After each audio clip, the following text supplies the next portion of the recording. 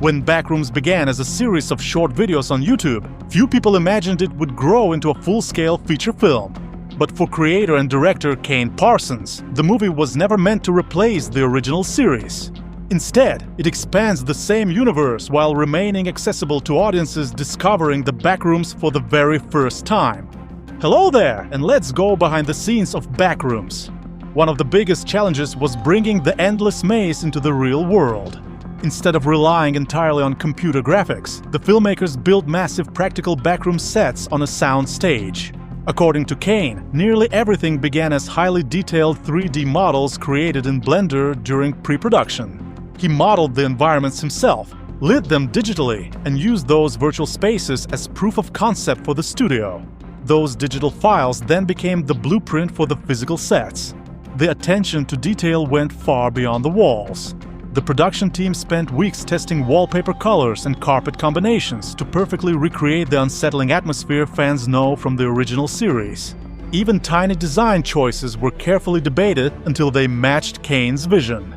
Early in development, the filmmakers experimented with shooting inside an abandoned Sears department store, whose empty interior naturally resembled the Backrooms. Although the location worked for test footage, the team ultimately realized it was too restrictive. Building the environments inside a large studio gave them complete freedom to create long, continuous hallways, interconnected rooms, and seamless spaces that actors could actually explore. Many of the movie's locations are direct recreations of environments first designed by Kane Parsons years earlier on his computer. Walking through them for the first time was a surreal experience for the director, who described it as seeing ideas that once existed only in his imagination transformed into full-scale reality. The move from creating everything alone to working with hundreds of filmmakers was another major milestone. Kane says the biggest advantage was collaboration. Instead of spending weeks creating every detail himself, entire departments could work simultaneously, allowing the production to accomplish in days what would have taken him months as a solo creator.